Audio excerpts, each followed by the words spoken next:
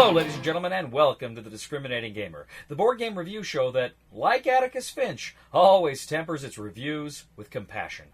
My name is Cody. Say, if you've ever played Twilight Struggle, you know that only a few years ago, the Soviet Union and the United States were ideological enemies. There's no possible way you could have known that otherwise. But now there is a new game that pits NATO submarines against Soviet naval forces. They come unseen from Osprey Publishing.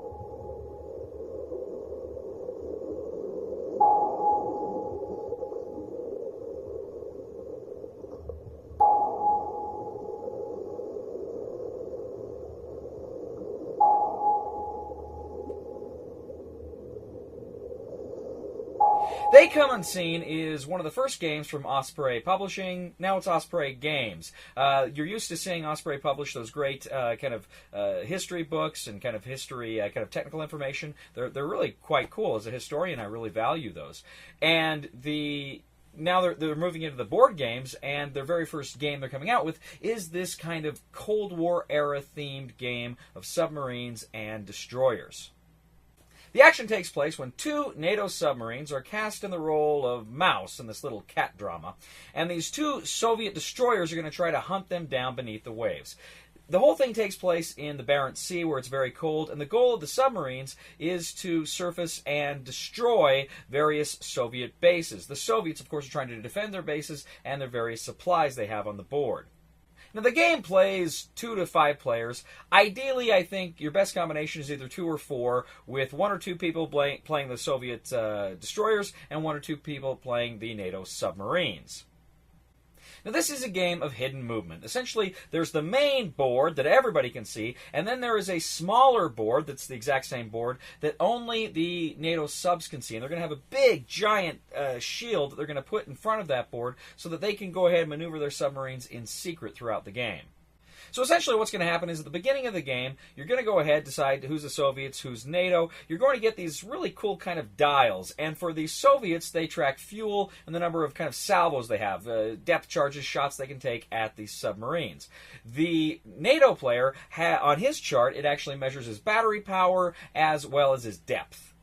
Now, there are a number of cards that detail the bases. Now, there are 6 Soviet bases on the game, and they each have a corresponding card with a number on it. Now, the very first thing you're going to do is you're going to pull out one of those cards. It's going to tell you kind of how the weather is affected in the game, and more on that later. It's going to kind of set up weather. And then what they're going to do is reshuffle them and then draw out 4 of those cards. Now, those 4 cards are going to be the NATO targets in the game. The NATO guys are going to try to go ahead, surface in those bases and blow them up. All they have to do is get to the bases and they can destroy them.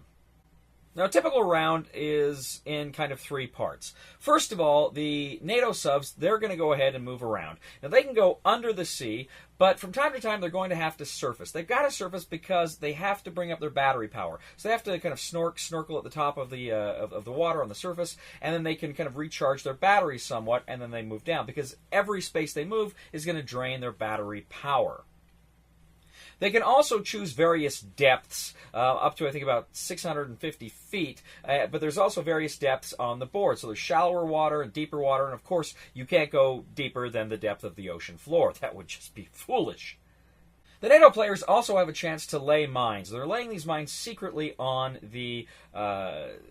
their hidden board. They can't do it. They can't attack the Soviets directly. So their only means of trying to harm the Soviets is by laying those mines and then hoping that the Soviets will run into the trap. Soviet ships have to be going a certain speed in order to activate them, and they will cause damage. After both of the NATO subs move, then the Soviet destroyers can move. So there's 2 Soviet destroyers, and what they're going to do is they're going to move, and as they move, they're going to drain their fuel. But the Soviets, too, can take several actions. First of all, probably the most important thing they're going to do is a sonar search. Essentially, you lay down these kind of two clear tiles that have different colors kind of on them, and what they're going to do is, if ever one of the Soviets on his hidden player board is beneath where they are on their, on the sonar search, then they're going to yell, contact yellow or contact purple or whatever. Now, there's a number of spaces, and it kind of depends on which color it is, underneath those tiles that are laid. So the Soviet now has to decide which of those spaces is the submarine under. Now, the Soviet player can go ahead and drop 6 salvos to try to hit the submarine. 3 white and 3 black, they can go off at different depths. Now, that's important because if you hit the exact depth, you can cause damage to the submarine. Submarines can only take 3 damage, then they're gone. But if you come within 200 feet of their depth, you get a near miss, which kind of counts as like a half hit. If ever a NATO sub is on the surface, a Soviet destroyer can attempt to ram it. Now, that's not going to happen very often. Really, a NATO sub is only going to get on the surface when it's kind of out of power and kind of desperately needs to refuel, which, if you're careful, you won't really have to do. So ramming is going to be something that probably doesn't occur too often.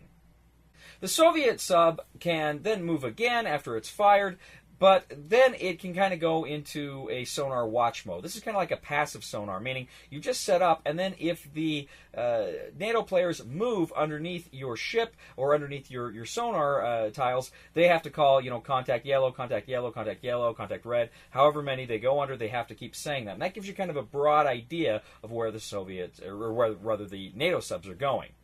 Now, critically, too, there's another component here because the Soviets also have logistic ships. They have 2 container ships and 1 resupply ship. Now, these ships are not like the others. They don't have dials. They pretty much have unlimited movement. They don't have a lot of restrictions. They're bigger, heavier ships.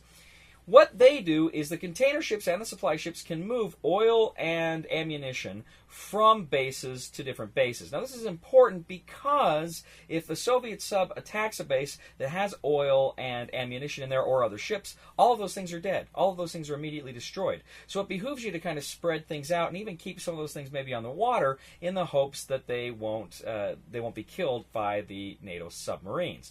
Now, the container ships can just move ships from base to base. The supply ship can actually pull alongside a Soviet ship to resupply it while it's at sea. So these players keep going back and forth. The NATO submarines want to go ahead and blow up 4 of those bases. The Soviets want to go ahead and find and destroy those submarines as quickly as they can. Now, the subs kind of have an advantage because they can keep recharging their batteries. The Soviet submarines, though, there's only a finite amount of oil and ammunition. Once they run out of those things, they're kind of dead in the water, and the NATO subs can win the game because they've got no opposition at that point. Weather too is a factor here because weather is going to change. It's going to get progressively worse. It's going to move up, and then it kind of will recycle in each of the 3 different sections of the board. And you have to pay attention to weather because weather is going to affect, first of all, how you move. If it's there's storms going, you're not going to be able to move as much. But it might also affect your sonar if you're the Soviets. It may affect your depth if you're the NATO player. So there's different things you got to watch and keep track of in your head because things can get quite hairy quite fast. So what do I think of They Come Unseen by Osprey Games? Well, first of all, I love hidden movement games. Some of my favorite games of all time are hidden movement games. I'm thinking here about Fury of Dracula and Letters from Whitechapel. I get a kick out of these games. They're stressful when you're being hunted, but I love them. And there's a lot of deduction, and sometimes when you're hunting, you feel like you're just shooting in the dark, but man, when you find them, it's freaking cool. So I was really looking forward to They Come Unseen for that reason. I thought, not only do I love hidden movement mechanics, but I love the theme here. I love historical themes, especially when they're creative and fun, and this one is. This is a very creative and fun and interesting theme. It was actually designed like 40 years ago by a naval commander in the Royal Navy in Britain. He has been designing this for years, working on this for years, and so it really has a feeling of authenticity to it, which is pretty cool. So I want to go ahead and talk about components here first of all. The dials are really good. They're sturdy. They can take a beating and keep going. These aren't going to fall apart on you anytime soon. The dials are really awesome. Both the boards look really good. They're not overly artistic or anything. They're kind of functional, but they still look really good, and certainly they are necessary. And you almost get a feeling of you're looking at actual naval charts when you look at the boards. The player screen that hides the subboard is really big and cool, and of course the artwork is the same as on the cover of the box, but it's a beautiful picture of a submarine heading toward a base. Good player screen. I like that. But the ship pieces themselves are, of course, just these little flat ship pieces with little kind of different colors on them and a square to help you know which square they're in. They left me kind of wanting. First of all, I really think this game would have been cooler if you'd had some kind of a mini, if you had minis or something. That just, I think, would have enhanced it for me. But even barring that, the pictures on the ships, specifically the Soviet destroyers and the logistics ships, they're kind of samey. I mean, you look at them and they're different, and the colors are different, certainly, so there's some visual cues. But they just... I just wish they'd been more different. I wish there was a better look to the ships. I wish there was a better tactile experience with the ships. That was really disappointing. So that's kind of my feelings on production. I think the game suffers from a few problems here. And these problems are, there's a lot you have to keep track of in this game, and I wish there had been some kind of another kind of player board for each of the players. One that had, of course, cheat sheets on it, kind of cues, player aids. That would have been really helpful, particularly when you're trying to remember conditions of depth and speed. And you've got a little bit of that, your movement on the various dials. But, you want to keep track of your movement, especially if you're the Soviets. You can move, deploy sonar, and move again. And you're kind of saying, okay, how many turns did I take? And then I can take these more turns. So I wish there was a better way to track information in this game. That would have been pretty cool. It would have been helpful for both players, I think, quite a bit. And finally, my biggest criticism of the game is the rulebook. The rulebook is not as good as it could have been. It's one of those rule books that kind of makes everything sound simple, but when you actually sit down to play it, there's all these little exceptions and little things that come up, and you're thinking, well, okay, so what's the timing on this? And okay, now how does this work? And what about depth here? And so the book should have been fleshed out more. I'll give you an example. Sometimes it talks about when a submarine surfaces. Other times it says when a submarine comes to periscope depth. Well, I'm not a naval guy, and I'm thinking, is that the same thing? I don't know if that's the same thing. I don't know. Now, the designer of the game actually put on an FAQ on Board Game Geek, and he answers a lot of these questions. That's really helpful, and that kind of got us through some things. But that was just kind of disappointing. It mentions, the spaces indicated on the board for the NATO subs. We really can't tell. The corners in the top and the bottom, I guess, were shaded a different color, but they kind of look like Soviet bases without the borders. So I go, oh, I guess that's them, but I wish it had been a little bit more specific. I wish there had been a picture of the board that they pointed stuff like that out. And there's just these little fiddly things that you wish they had taken a little bit more care and a little more time with. Now, those are my big problems, okay? Not ways to track information. I wasn't a big fan of the cardboard ships. And then, of course, the rulebook wasn't that great. But on the whole, I enjoyed They Come Unseen. I thought it was actually a pretty fun contest, a pretty fun battle of wits between the NATO player and the Soviet player, or players. I think it's better as a team game. It's just fun. It's just, man, I'll tell you why it's fun, because both sides are constantly biting their nails, and they're constantly wondering, am I going to pull this out? Am I going to pull this out? It's a game where you will have highs. Oh, we got it. We got this. We got this. And then within a turn or two, it's like, oh, crap, we can't win. How can we win? And it goes back and forth like that. And any game that can do that is really cool, I think, because it's unpredictable, and it can swing, but it can swing in ways that make sense and are logical. I dug that. Now, I have to tell you, too, the games we played were close. Well, first of all, let me say, we did play a 3-player variant where we had one Soviet destroyer and 2 submarines. That was no contest. Submarines won. The NATO player can't cover, or the Soviet player can't cover everything. That was an okay game. But when we played the games with the Soviet players and the NATO players evenly matched, it was tight. Tight games. Tight games because, well, let me give you an example. Jeff and I, we were the Soviet destroyers. Janae and Kevin, they were the NATO subs. Well, Jeff and I got lucky a few times, and we were able to work together and coordinate a few times, and we hit both Janae and Kevin hard several times. Janae, we actually destroyed. We hit her 3 times. Her sub was gone. We got Kevin down to 2 full hits and 1 half hit. He was limited. He could only go to 200 feet, so we knew what his depth would be. It was great. We had him on the wire. But then, suddenly, we lost him. We lost his track, and we were running out of fuel. And it was like, holy crap, if we don't find him soon, we're dead. And we didn't find him. And it was just like, oh, crap. Jeff was dead in the water. It came down to me. I'm sitting there with my ship, and I'm thinking, oh, crap, he could be anywhere.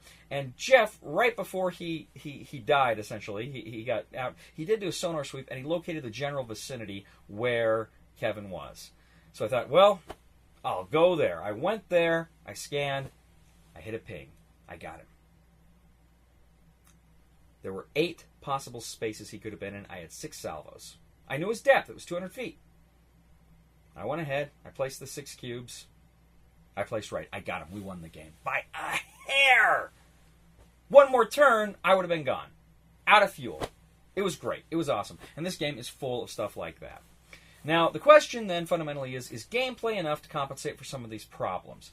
And I would say yes. I think so. But having said that, I really, really, really hope Osprey Games at some point can do a second edition of this game where they include some of these other items and these other ideas and more fleshed out rulebook, because I think the game deserves it. I think it's a good game. Now, I'll be honest, Fury of Dracula is my holy grail of hidden movement games, and Letters from Whitechapel isn't that far behind. I don't think this game is as good as either of those 2 games. I just don't. As a mechanic goes, I don't think they're as good as the other 2, but this one's still really good. And again, I love the theme. There's even a book in here that's written by the designer about kind of his experiences and gives some of the history and the technical details of how this game came to be and kind of the history of submarine warfare. So I was really excited about that as well. So this is a good game, not a great game. I think a lot of people will get a kick out of it, particularly hidden movement people. Even war gamers, I think, will really enjoy it. I don't know that it's everybody's cup of tea, and those problems are enough to not make it as good as I wanted it to be. So I'm going to go ahead. I'm going to say try it before you buy it, and who knows, you may get a kick out of it. Thank you once again for joining us today on The Discriminating Gamer. As always, we ask you to please leave a comment for us on YouTube, on Board Game Geek, on our Facebook page, or on thediscriminatinggamer.com. We ask you to please like us on Facebook and subscribe to us on YouTube. We are The Discriminating Gamer, and that's right, 1 ping only. I can't do a Sean Connery, I'm sorry. Please somebody help me on my feet again. And I don't know where I'm going, and I don't know where I've been. Please somebody help me on the solid ground. It's a long time, and I've been dying. Once a year I wind up in the band. What you do is you roll a dice, and then you get to move along the seats until you get to seat A1, which lets you go backstage with Justin, where he'll give you a special message. Sometimes I feel so lost. I know what you mean, Justin.